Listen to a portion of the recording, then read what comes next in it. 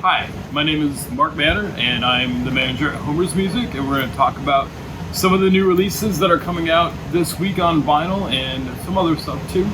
So last week I had mentioned this Pokey LaFarge record and said that it was coming out this week, and I guess it's online in some places, but it got delayed again. It's coming out next Friday, your record store shouldn't be able to sell it to you yet. They might have it, but they shouldn't be able to sell it. But I'm going to talk about it. Pokey has been around for, about 15 years now. His early records were very blues and Americana, but he kind of sounded a little bit like everybody else when he was getting started out.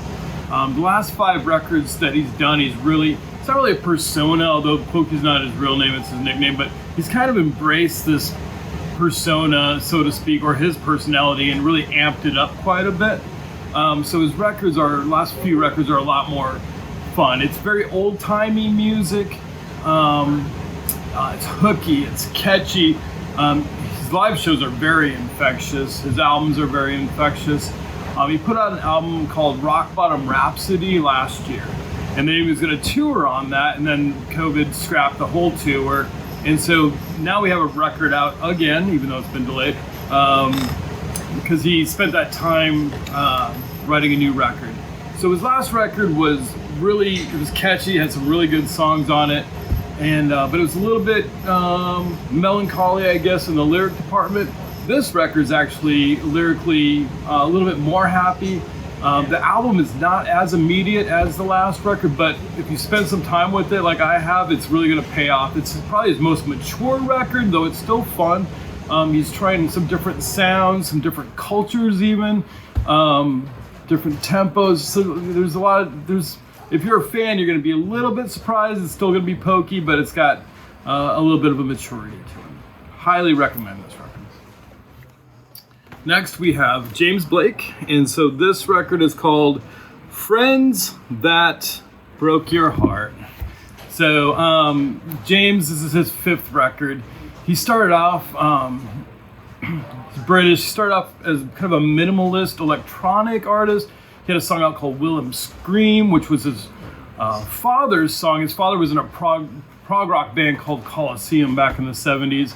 So he redid that song, and it was this intense, beautiful track, and I fell in love with it, as did a lot of people. So his first 2 records were very kind of minimalist, electronic, and I really liked those records. Then he started becoming like the favorite guy of all these hip-hop artists like Kanye, Jay-Z, not that she's hip-hop, Beyonce, Chance the Rapper. All these people wanted to work with him. Bon Iver, who's not hip-hop, but so everybody wants to work with this guy, and it's almost to the point where you can't put out an album if you don't have a James Blake remix or a James Blake cameo on your thing.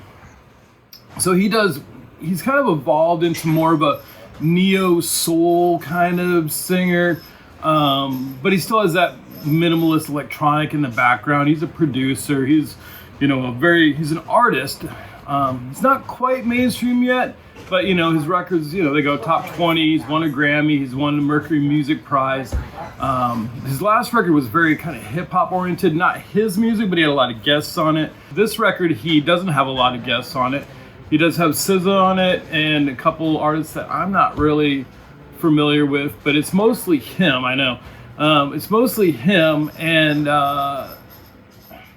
he's definitely embracing that neo-soul sound. And if you're a fan of his, if you're a fan of the last couple records, I think you're going to really like this record. There's one song, I just played it again this afternoon, and it's the last song on here. Something about insecure. Anyway, it really connected with me. It was pretty cool. I prefer his first couple records, that minimalist electronic, but I do like what he's doing now. It's really pretty, it's really cool, and if anything, this might be the album that really does push him to, instead of becoming like the favorite artist of the superstars, to actually becoming maybe a superstar kind of himself. So check it out. I haven't had a chance to listen to this yet. This is the new album from Atmosphere. I did listen to about 4 tracks that are out there. Atmosphere is a hip-hop duo out of Minneapolis, the Rhyme Sayers label. They've been doing this for a couple decades now, so this is like their 12th record. If you're an Atmosphere fan, you're gonna, I think, like this. The 4 tracks that I heard were great. It does have MF Doom guesting on it. He passed, unfortunately. It has Evidence on it. It has Saw Rock on it, she's a female hip hop artist and one of my favorites out there right now. Her album Sharecropper's Daughter, which came out last year, is one of my favorite hip hop albums the last couple of years. So if you're an Atmosphere fan, you're gonna want to look for that tomorrow. All right, some of the reissues coming out. We have the Violent Femmes, Why Do Birds Sing? I think this was their fifth record. Came out in 1991. Has the hit song American Music on it. It also has a cover of Culture Club's Do You Want to Hurt Me? Another standout song here was Out the Window. If you're a casual Violent Femmes fan, there's 3 or 4 records that you need, and this is probably one of them. So check that out. I think it's on Colored Smoke vinyl. There you go. Notorious B.I.G's debut record is back on the shelves. These go fast when they come out, so make sure you grab one at your local store.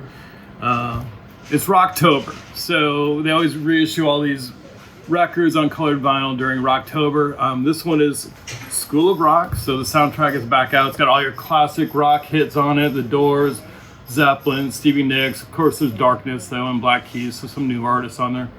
Side D is etched art. I don't know what the etching is. I looked up online to try to figure it out. There's no pictures. I'm so curious. So if you do buy it, let me know what the etching is in the comments. And last but not least is Lurie's New York. This is the Rocktober pressing. It's a clear vinyl, I believe. This is very sought after vinyl for a long time, but they've reissued it a couple times in the last couple of years, so it is out there. Came out in '89. It's my absolute favorite Lou Reed record. Lou Reed fans, some will agree that this is the best Lou Reed record, some will disagree. I went to New York when I was a kid once, but so this record kind of defines New York for me and what it is in my head, because I've listened to it so much. I can repeat every word on this album. There's a lot of stories, a lot of characters in here. So yeah, it's just really what I envision New York in the 70s and 80s and early 90s to be like. If you've never heard this record, check it out.